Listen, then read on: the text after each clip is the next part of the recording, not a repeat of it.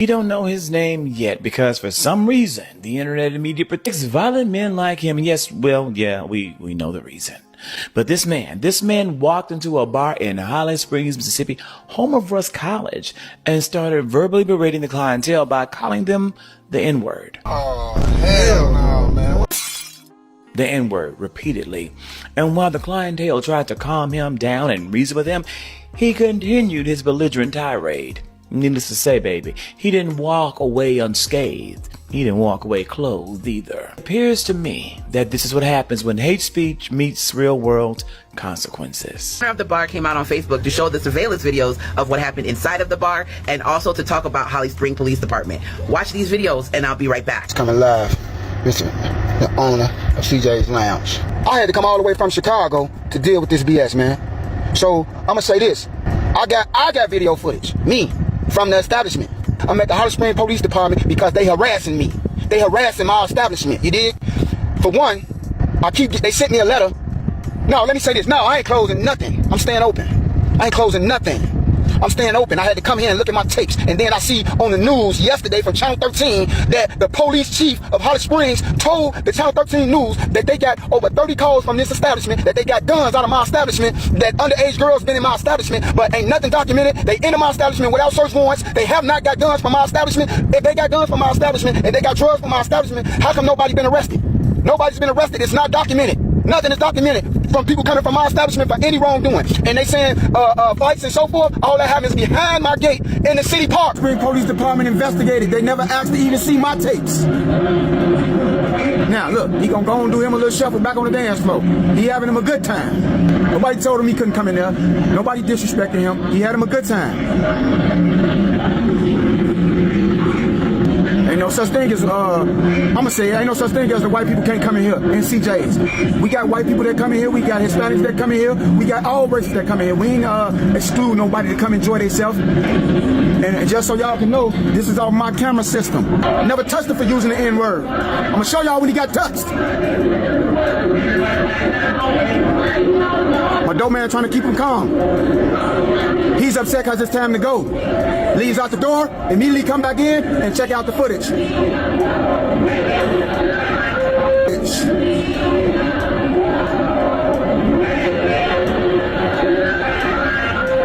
So apparently the news lied. Shocker. On the live, he also said that the news said his establishment was open for 3 months. It actually has been open for 3 years. He's stating that there had never been arrest in his bar. There is no documentation. There's no paperwork. Yeah, that police chief has a lot of explaining to do. And the fact that the police department was trying to say that that man, the white man, was a victim of a hate crime, that dude does not look like a victim. He does not look like a victim. You go into an establishment, they tell you to leave, you get mad, you start calling everybody the N-word, and then you push somebody and then someone rocked you. That's what happened. Hello, good people. Welcome back to the channel. There is a story that has, of course, made trends on TikTok. And as I was scrolling there, I came to shock because have you ever watched someone play with fire and then act shocked when they got burned? That's exactly what happened in Mississippi bar. And now the entire internet is reacting. So there is this white man who walked into a black-owned bar. He got drunk, loud, and disrespectful, of course. So he hurled the N-word like it was a joke, mocked the black culture, threw up fake gang signs, and refused to leave when he was asked to. And when he took that same energy outside, he was met with consequences. He was beaten up, stripped, and hospitalized. And now, police are calling it a hate crime against him. Let us think it. They're calling it a hate crime against him. So the man who initiated hate is now being treated as the victim of one. The villain now becomes the victim. This incident isn't just about fight. It's a microscope of America's racial tension, accountability struggles, and the warped way we sometimes apply justice. And today, I'm going to break it all down from what actually happened to how the public is reacting and why this moment is sparking such a fierce cultural debate online. So there are a couple of TikTok videos I've compiled and I'd like us to watch them, and then I'll be back with further analysis. But of course, like, subscribe, comment, and share this video. I'll be back. So the man you see behind me was viciously stripped, beaten, and robbed after he entered a very popular black-owned establishment in Mississippi yelling the N-word. Not only was he yelling the N-word, he was also throwing up what he called gang signs, mocking what he thought black culture represents. After the man was asked to leave several times, first of all, this man walked into the bar already drunk, okay? He was being loud, belligerent, bumping into people. He was going on for a few minutes before somebody actually asked him to leave. He refused to do so, so they ended up shoving him out the door. Now he's outside in the parking lot, and everybody's attention is on him, all right? That's the guy that just got kicked out of the bar full of black people, yelling out the N-word. He's throwing up gang signs, talking about this is what you guys represent, this is what you guys do, obviously trying to pick a fight. And a fight is what he got. But he may have bitten off a little bit more than he could chew. Somebody eventually ends up taking a pole, hitting him in the head with it. He ducks for cover. Somebody else comes in, pushes him on the ground. And then a bunch of people just start stripping clothes off of him. All right? Beating him with the pole. And then they just take everything he had in his pockets, everything he had in his pants. It was out of here. Now the man's on the floor cowering down, trying to stop the blows from hitting his face. But he didn't do a good job because he ended up with a broken jaw. His eye is all busted up. He's in the hospital right now. All right. Now they're calling this a hate crime. Okay. And they're actually calling it a hate crime on the people that beat up the man. Okay. A lot of people on social media are saying, hey, this is the other way around. This man participated in something hateful first and he got the reaction that he was looking for. And, you know, this is Mississippi. So the racial tensions over there are a lot different than in the rest of the country. So this guy ended up beating up. Now they're looking for people, and they shut down the club. The club is no longer operational. It's called CJ's Lounge. It was only open for about 3 months, but the police decided that this is a nuisance area. This is a nuisance spot. And the owner wasn't being cooperative with the police when they asked the owner for footage. They say, hey, listen, you guys are going viral. This man just got beat in front of your lounge. We need security footage so we can figure out what's going on. He refused to give it up. He refused to give it up, and like there've been a bunch of stuff over there. Somebody like got pew-pewed in his leg. There've been fights. They found firearms over there. Like they get a call to go out there every weekend, according to the police. They say they out there every single weekend, and they've only been open for like a few months apparently. So that's what's going on with CJ's Lounge. That's what's going on in Mississippi. A lot of people are very divided on this issue. What do you guys think? Let me know what you I have absolutely advised y'all that 2025 is the year of fuck around and find out. So a man went into a bar in Holly Springs, Mississippi, using the N-word. And the patrons of that bar stripped him naked, beat him, stomped him, kicked him, all after they did politely ask him to leave because the energy came in on was very aggressive and very inappropriate. And so he did fuck around and find out that people are not going to be playing with you in 2025. So the authorities are investigating this as a hate crime. And they are looking to speak with the individuals involved. But as you all know of this fuck around find out season, start a GoFundMe challenge. We'll see what happens. But next time somebody tell you to leave because you coming in there using the N-word and you clearly use the ER because they advised you to leave several times. So you didn't come on there, oh, I just want to be friends energy. And they told you to go ahead and get out and you didn't. And they politely took you outside and advised you of how things were going to be going forward. Don't do it again. Don't do it again. I'm still waiting for them to update the charges that he will be having as well because this was a charge for all involved. And that is that, and that is it. So, a little birdie told me that, I guess somebody thought it was a bright idea to go down to an establishment in Mississippi and say the N-word. So they stripped him down to his birthday suit and gave him his birthday punches with foreign objects. Hey man, as it gets toward the summer, don't get bold now. Don't get bold. See, y'all think because he's president now, he gonna protect you. Look, man, he can't protect you from what you bought, which is common sense in this scenario. I don't know why y'all trying to say it like you're not gonna cry in the car if you make it to the car. And even if you manage to make it to the car, you may be crying in a very different ER than the one you tried to use. It's not a very hard concept. You know, just don't say it. And then nobody has to go and say, I see you in the ICU. Now, it must be a short memory, but 2 Klan members gone. Dude, ass beat. Who next? Right now in Mississippi, what's going on is a white man went into a bar full of black people and started saying the N-word, and then the black people gave him warning, and then that white man kept saying the N-word, and them black people handled business and beat that man out his clothes, and they recorded it. And once these black people beat that white man out of his clothes, the police are saying that that was the hate crime, not the white man going into a bar full of black people belligerent screaming the N-word. It was the black people retaliating, beat that man out of his clothes. That was a hate crime.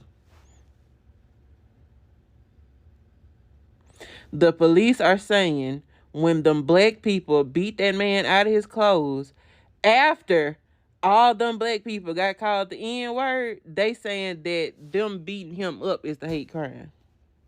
And they just completely negating that he came in there and was saying nigga, nigga, nigga, nigga, nigga, like he Paul Mooney. Nigga, nigga, nigga, nigga, nigga, nigga, nigga. And completely negating the fact that the people warned him after he said it a couple of times. And he stayed in there and kept saying it. What did that white man on that chalkboard say? The more you F around, the more you find out. The reason that racists are so emboldened right now is because nobody has had to swallow their teeth. That's what it is. So a friend of mine sent me this article today, and I went to watch the news story. And yeah, first of all, I do not condone violence. This is for educational purposes only. But yeah, I think if we match energy, then we can kind of assist some of these racists. Because see, we watched as a racist literally crowdfunded almost $1 million for calling a little black boy who happened to have autism the N-word. She got $1 million, and we are getting everything in our lives defunded. We are getting civil rights taken. We are getting every civil liberty that we've applied for, that we have fought for. We're getting all of that taken, and she gets to raise $1 million.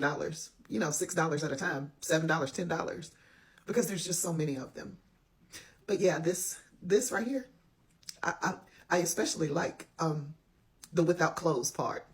And here's the thing: he was so inebriated that his racism still kept coming through. He was literally being infringed upon on his body parts and still kept hurling slurs. So we can't save them all, but we could try. He was a racist. Yep, he was a racist. Yep, he was a racist. He talked shitty. He got hitty. Things got litty. This was no hate crime. Yep, he was a racist. So a white man walked into a bar and said the N-word. I know it sounds like the beginning of a bad joke, but no, this really happened. A white man in Mississippi walks into a bar and apparently starts using the N-word all freely. The occupants of said bar did not take too kindly to his use of the word. And from what I hear, he was stripped naked and well, they gave that man the business. In other news, I heard that the second plantation has now just caught fire and is burning to the ground. Oh no!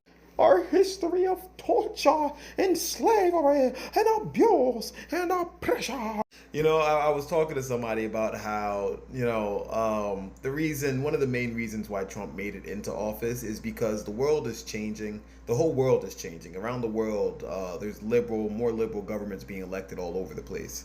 And orange face getting elected is essentially the hateful white supremacist, old school bigot types last reach at trying to keep things the same before they become irrelevant. I mean, they're already irrelevant, but like they're reaching for power. They're lashing out. They're acting up because they know that their time is up.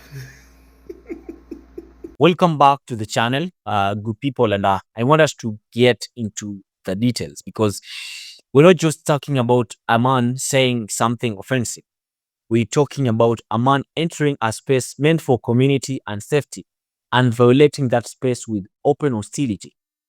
He was reportedly drunk, shoving people, yelling slurs, and mocking the culture, black culture. Multiple patrons and staffs asked him to leave, but he didn't, even double down. Now, here where it gets even more serious. The man was later confronted in the parking, but he didn't back down. He kept on provoking people. That's when things got physical. He was beaten with a pod, stripped and robbed. His jaw was broken, his eyes were swollen shut, and he got what many online are calling a wake up call, a consequence. But now, the police are investigating this as a hate crime against him. And that's the part turning heads because to many in the black community and beyond, this is not a hate crime. This is what happens when hate meets resistance. You can't yell fire in a crowded theater and act shocked when people run. And you can't yell the N word in a black owned bar and expect to walk out unscathed. So, to be frank, open, freedom of speech protects you from the government, not from other people. You're free to speak, but not free from the consequences of what you're going to say, especially when your speech is rooted in centuries of trauma.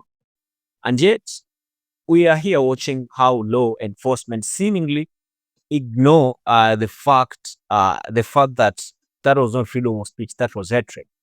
Instead of asking why this man thought he could do what he did without consequence, they are framing him as the victim, yet he's the villain. That's what has people so angry. And I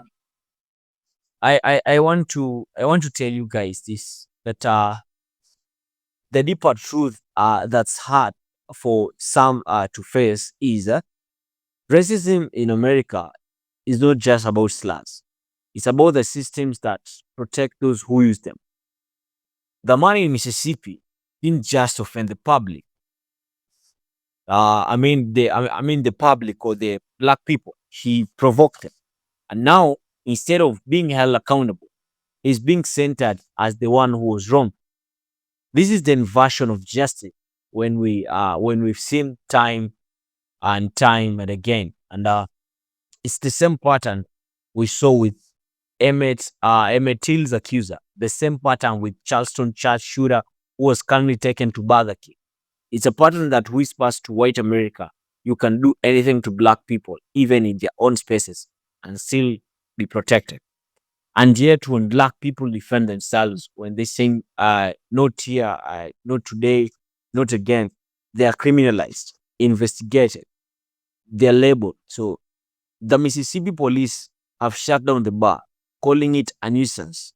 But here's the real thing, and people maybe they want to talk about that bar was a safe space, a safe haven for black people, a black owned sanctuary in a state that is still hasn't reconciled with its own history, a place where people could gather, be seen, and feel human. That's what was violated.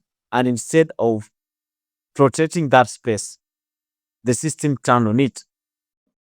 And let us talk about the real hate, the crime. The hate crime was a white man weaponizing a slur with a violent intent in a space where black folks were just trying to exist. The hate crime is in the legacy of that word, the trauma it carries, the lives it destroys, and the boldness it takes to say it in a black space. The hate crime is in the idea that black people are expected to absorb disrespect without response. That's our pain must remain passive. The people who responded to that, to that man didn't attack him because he was white. They responded because he was racist. He was being racist. And that's the difference. The law still refuses to see.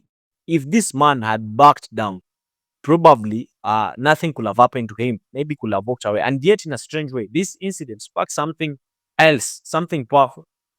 A cultural line in the sun, a message that's echoing online. We are not our ancestors. Will not disrespect us with our consequences. You know, this wasn't a random violence. It was a rejection of racism in real time. A community saying, "We've warned you, but you didn't listen." And while violence I mean, while violence is never the goal, silence is no longer an option. The era of unchecked racism is dying and it's going out kicking and screaming.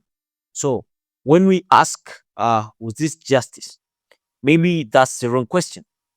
The better one is, why did it take this for people to finally pay attention? So, guys, I want you to think about it, digest it, sit down and see if people of palm color they won't uh they won't back down. I mean, they won't stop using racial slurs until one of them is beaten up.